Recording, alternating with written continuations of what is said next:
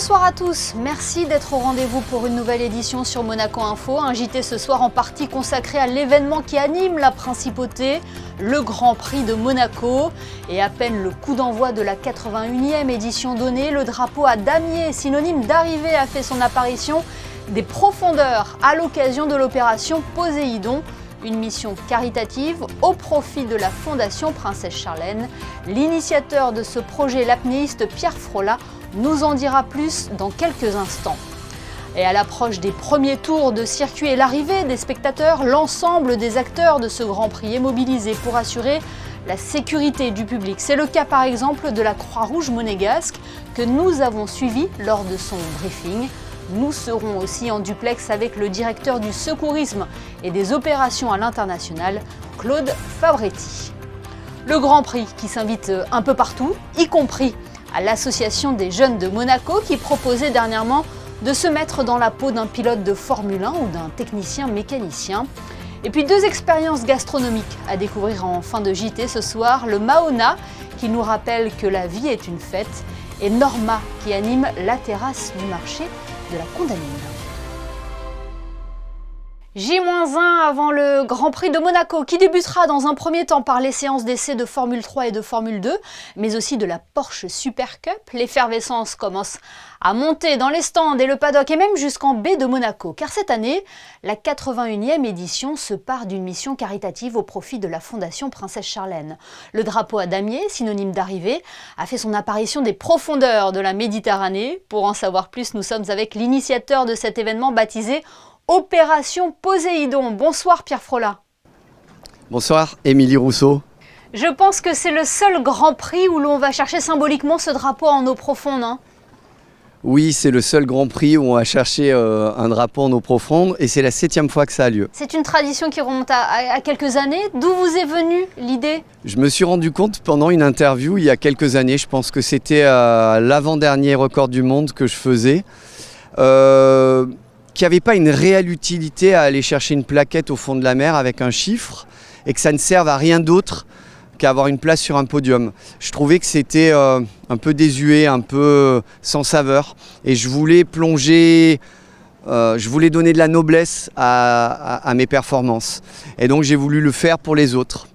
Et on a imaginé à l'époque l'opération Poséidon. Tout un symbole, aller chercher le drapeau à damier au fond de la mer, le drapeau à damier du Grand Prix de Monaco, le faire signer par tous les pilotes de la grille de départ, et d'arrivée aussi d'ailleurs, le couple princier, les invités du moment, moi-même, et ensuite le vendre aux enchères pour une œuvre caritative et pour une cause toujours noble. Et cette année, pour la 7e fois, mais pour la première fois, nous le faisons au profit de la Fondation Princesse Charlène de Monaco, pour la lutte contre les noyades. Oui, c'est une cause qui vous tient particulièrement à cœur. C'est très important, déjà parce que la Fondation Princesse Charlène de Monaco, dont je suis ambassadeur depuis plus de 10 ans maintenant, mène un combat qui est très important pour moi. Les noyades, vous savez que 360 000 personnes meurent chaque année de noyades. Pour la plupart, ce sont des enfants de moins de 5 ans. C'est pour ça qu'à partir de 2002, nous avons créé avec la Fédération monégasque d'activités subaquatiques l'École Bleue, qui est devenue le centre de sauvetage aquatique et de plongée de Monaco, pour lutter contre ces noyades. Lorsque nous en avons parlé avec la princesse Charlène dans les années 2010, c'est un combat qu'elle menait, elle, déjà, et elle voulait le voir se développer à Monaco. Et puis bien évidemment, symboliquement, c'est important parce que dans le monde de l'apnée, chaque année, dans le monde de la plongée, chaque année, dans le monde des activités nautiques, il y a des personnes qui se noient. J'ai perdu moi-même beaucoup d'amis dans cette discipline et c'est un symbole vraiment très très fort que de lutter contre les noyades. Oui, la grande popularité du Grand Prix permet aussi de toucher encore plus de personnes. Oui, effectivement. Donc l'idée, c'est d'utiliser un événement médiatique très fort pour pouvoir mettre en avant cette cause très noble et en retirer toute la brillance, toute la lumière et bien évidemment une vente aux enchères qui va rapporter, je pense, énormément d'argent pour une cause, je vous le rappelle, qui est vraiment très très noble. Revenons sur votre plongée, Pierre, une plongée en apnée pour aller récupérer ce fameux drapeau à damier. À quelle profondeur se situait le drapeau ? Alors ce drapeau à damier que vous voyez là, que je suis allé chercher tout à l'heure, je suis allé le chercher, alors je pensais qu'il était à 40 mètres, seulement il y avait beaucoup de houle aujourd'hui, il y avait du courant. Il s'avère qu'il n'était pas du tout là où je pensais qu'il serait, ou du moins, je ne suis pas arrivé là où je pensais arriver sur la descente. Il y a eu du courant, des vagues, j'ai un peu dérivé, je me suis déconcentré en amont de la performance, en amont de la descente. Et donc je suis arrivé à la poupe de l'épave, c'est-à-dire au cul du bateau, posé au fond, au cul de l'épave.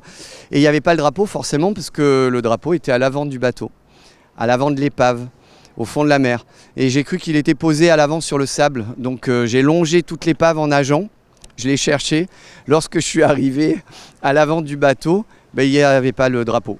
Il y avait les plongeurs de sécurité, mais il n'y avait pas le drapeau. Je me suis dit, bon, s'ils sont là, le drapeau est quelque part. Hein. Et je me suis retourné, il était sur le bateau en fait, vraiment à la proue. C'était une image magnifique d'ailleurs. Hein.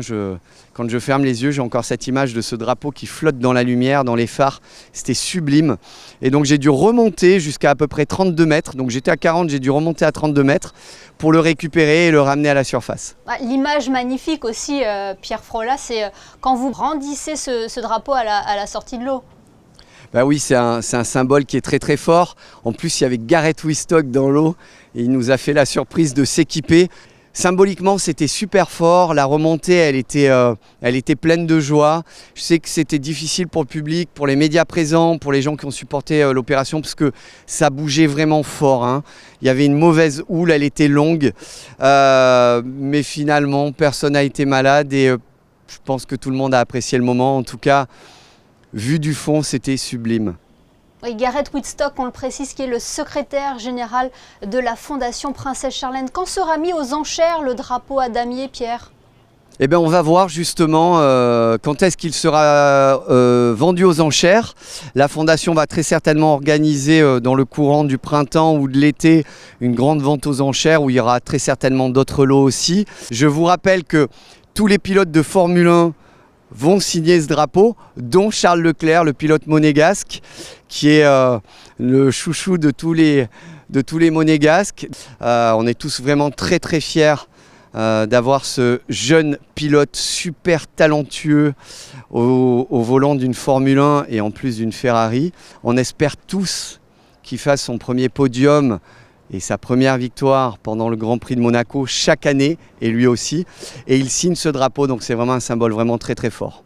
Eh bien, merci Pierre Frolat d'avoir été avec nous ce soir pour évoquer l'opération Poséidon au profit cette année de la Fondation Princesse Charlène. Merci. Merci à vous. À l'approche des premiers tours de circuit et l'arrivée des spectateurs, l'ensemble des acteurs de ce Grand Prix est mobilisé pour assurer la sécurité du public. C'est le cas par exemple de la Croix-Rouge monégasque. Ce matin à l'auditorium Régnier 3, c'était l'heure du briefing pour les 245 bénévoles qui seront en charge de la sécurité autour du circuit du Grand Prix de Formule 1. En quoi consiste leur travail et comment s'y préparent-ils ? Réponse dans ce reportage de Théo Schumer et Alexandra Marangoni. Au Grand Prix de Formule 1, il y a ceux que l'on aperçoit mais qui agissent dans l'ombre. C'est le cas de la Croix-Rouge monégasque, investie chaque année pour la sécurité sur le circuit. Et c'est ici, à l'auditorium Régnier 3, que les bénévoles étaient accueillis ce matin pour réaliser un premier briefing sur ce travail qui a toute son importance. Nos bénévoles sont déployés sur 10 secteurs différents du circuit. Donc nous avons des bénévoles qui vont patrouiller sous les tribunes, même au niveau de la fan zone. Nous avons également des ambulances autour du circuit. Donc il y aura 13 ambulances qui assureront les différentes évacuations. Chaque bénévole arrive au compte-gouttes pour connaître son ordre de mission, récupérer son équipement et recevoir des informations pratiques. Toute une organisation. Ils ont un petit chemin en fait avec plusieurs stands, et à chaque stand il y a des choses qui leur sont dites ou données. Donc ils commencent en fait au tout début où on va leur remettre des goodies, on va leur remettre ensuite les ordres de mission pour savoir où ils sont affectés tous les jours du Grand Prix. On a également un stand où ils vont recevoir une enveloppe pour leur repas du midi, et ensuite ils ont le stand radio qui se trouve juste là. Et au niveau du stand radio, pour ceux qui ont des ambulances, ils doivent doivent récupérer une radio-ambulance. Pour les autres, on leur indique comment se servir de la radio, même s'ils l'ont déjà vue. Et ensuite, ils voient Viviana et Claude. Ils leur expliquent exactement où ils sont positionnés par rapport aux ordres de mission qu'ils ont reçus précédemment. Linda, par exemple, une secouriste britannique venue en renfort, sera affectée sur le parvis du yacht club pendant les courses. S'il y a un incident, je suis les commissaires, le médecin, je suis derrière pour assister et aussi communiquer les faits que je vois et que j'entends au PC98, c'est-à-dire notre poste central par radio. Quant à Nicolas, il sera en charge de conduire en ambulance à l'hôpital les potentiels blessés ou les malades.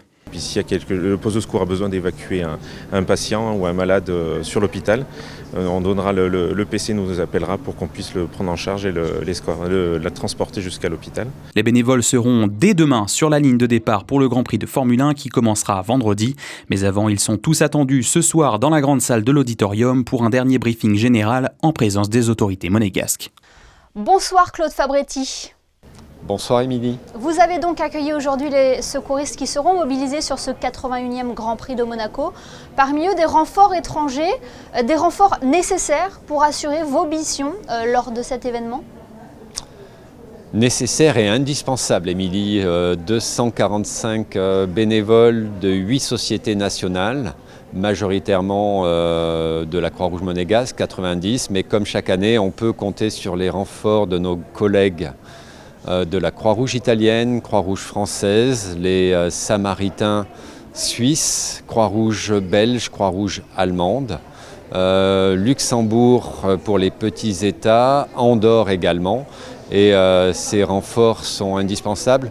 On regrette, on a invité une équipe de la Croix-Rouge du Sénégal avec laquelle nous collaborons sur l'action internationale. Et ils n'ont malheureusement pas eu les visas pour être avec nous pendant ces 4 jours d'épreuve. On l'a vu, Claude, vous avez réuni ces volontaires à l'auditorium Régnier 3. Quel est le message principal que vous avez souhaité leur transmettre ?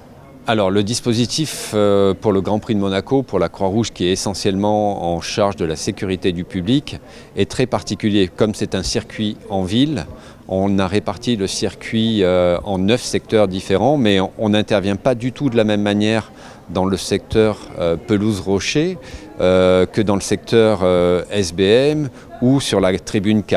Donc les consignes aujourd'hui sont des consignes d'ordre général. On explique ce principe de secteur, les contraintes dans les différentes zones du circuit. On voit aussi tout ce qui est logistique, hébergement, accueil, repas pour nos équipiers. Et la spécificité du Grand Prix de Monaco où on a une multitude d'acteurs et d'intervenants pour la sécurité, que ce soit l'Automobile Club, que ce soit la DASA, le CHPG, la FIA, la FOM. Donc on est bien sûr les sapeurs-pompiers, une multitude d'acteurs et tout ce monde doit travailler ensemble sur ce petit territoire.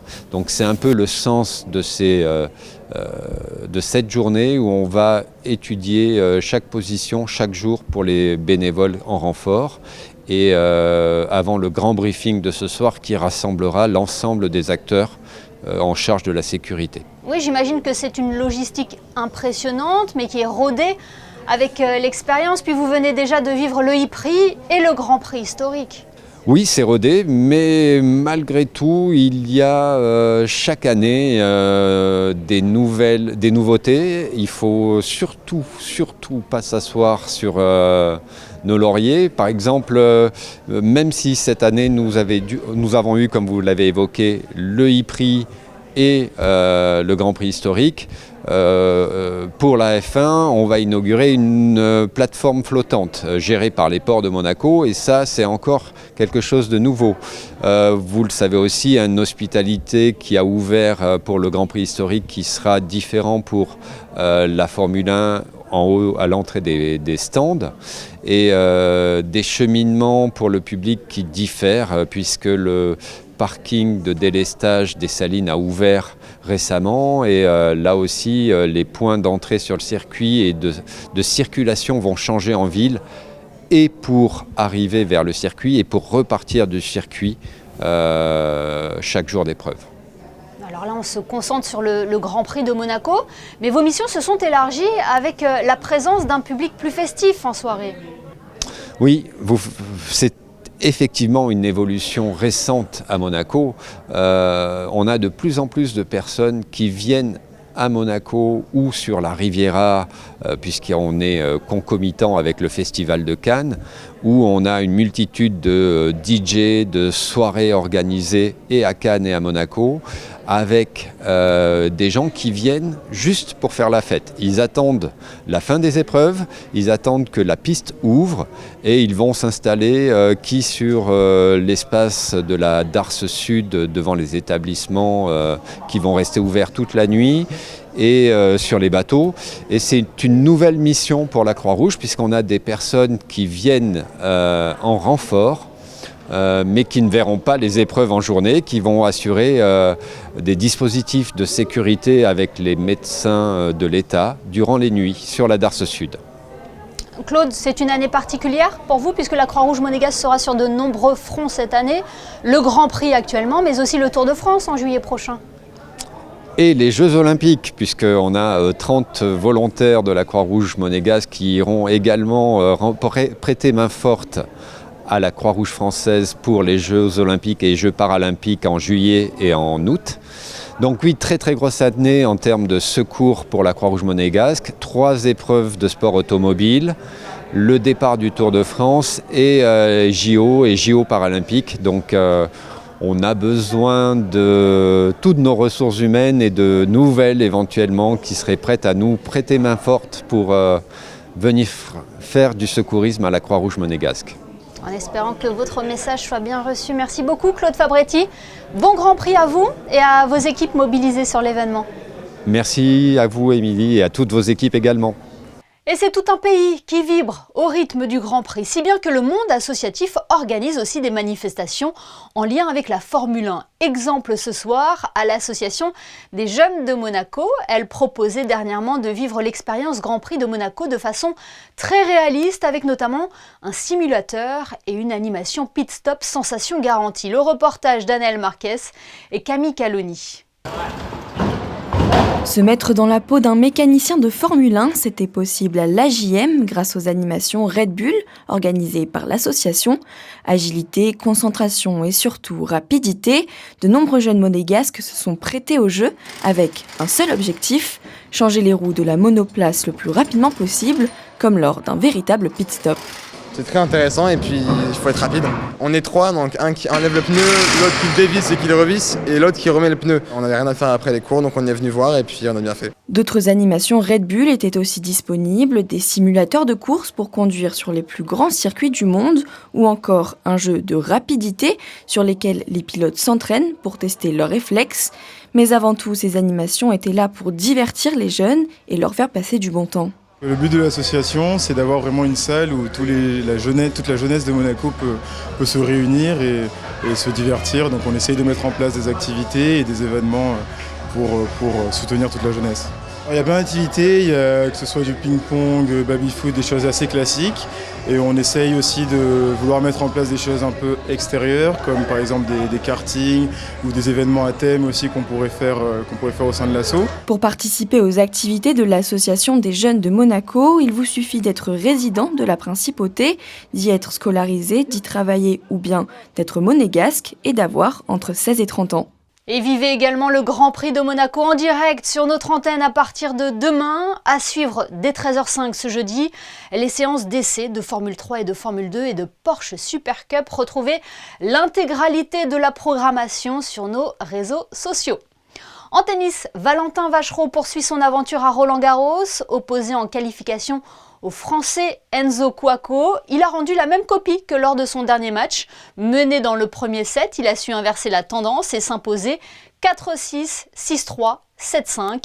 Au prochain tour, il sera opposé au Britannique Billy Harris.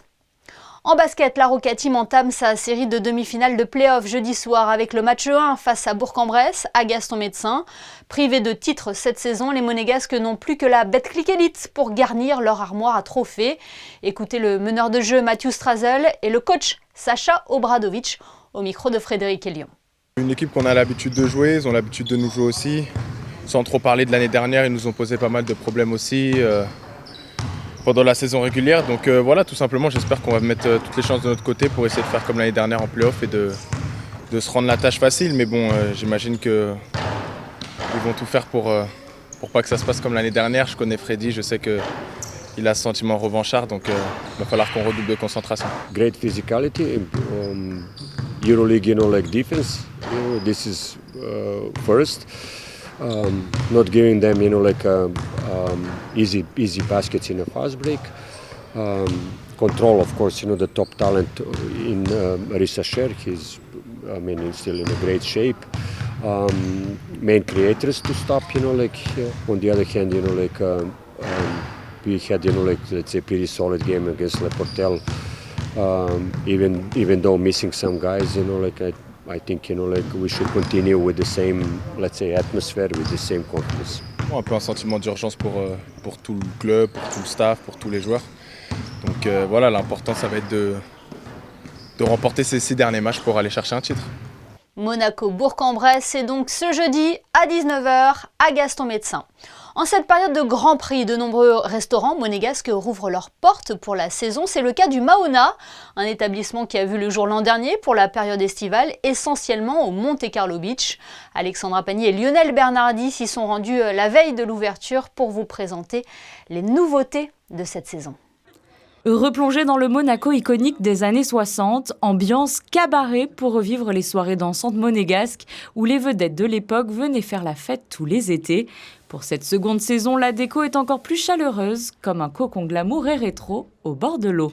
Alors Mahona, donc le Ma vient de Maria Callas et Ona de Onassis, qui était un grand armateur grec, assez de notoriété publique dans les années 60-70 à Monaco et qui ont participé les deux dans la vie et la fête monégasque de ces années-là. Donc le restaurant s'est inspiré de ces années-là. On est sur un positionnement assez festif, effectivement, donc restaurant qui est ouvert uniquement le soir. Seul cabaret à ciel ouvert de Monaco, donc c'est important à préciser. Donc tous les soirs, on a une diva qui sera Nikki Black cette année. On va ouvrir plus tôt à 18h. On veut attirer notre clientèle sur un côté apéritif.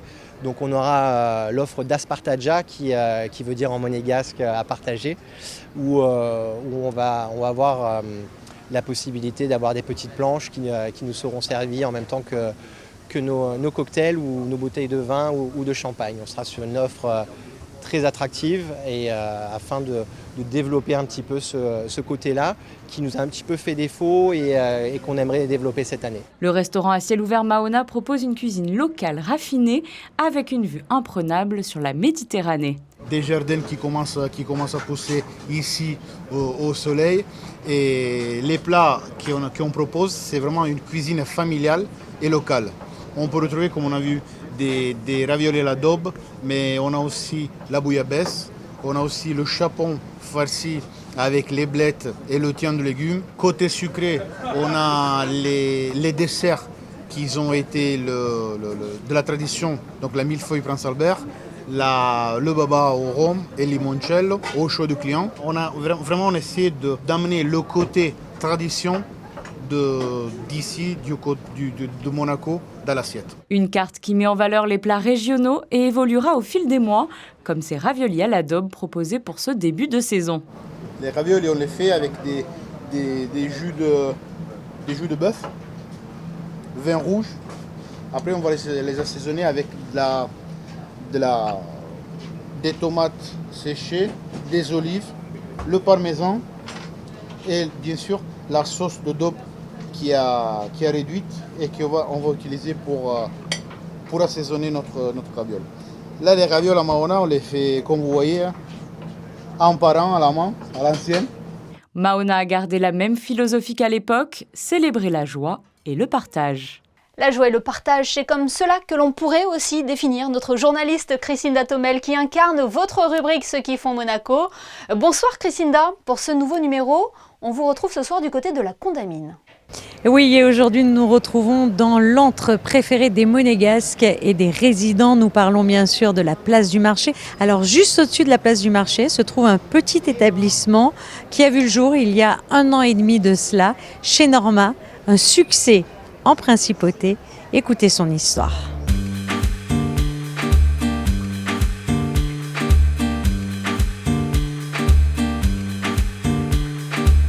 Norma, le nom. Philippe et moi, nous sommes deux partenaires ici et nous avions aimé ce nom déjà par sa connotation un peu musicale. C'est un opéra bien connu et puis voilà, on s'est lancé là-dedans comme ça. On voulait un restaurant au marché, un restaurant italien, mais un restaurant local. On utilise beaucoup les produits du marché, nos maraîchers sont juste en dessous. On utilise beaucoup les produits locaux. On a une clientèle très locale aussi, j'utilise le mot local, mais bon voilà, c'est un restaurant qui est fait pour la clientèle de la Condamine et plus bien sûr, mais voilà, on s'appuie beaucoup sur nos amis de la Condamine, c'est sûr. Alors un restaurant italien, qu'est-ce que vous proposez? Qu'est-ce qu'on retrouve à la carte? Alors, italien, mais aussi encore quelques recettes monégasques. On a le socafiche à la monégasque, on a des raviolis à la daube, qui est une recette aussi très locale. On a la pizza, bien sûr, on a une pizzeria qui est superbe. Certains disent que c'est, bon, je ne vais pas dire la meilleure, mais une très bonne pizza de Monaco.